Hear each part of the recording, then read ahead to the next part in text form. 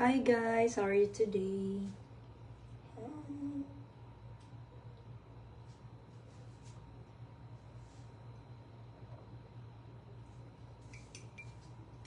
Milk tayo, milk.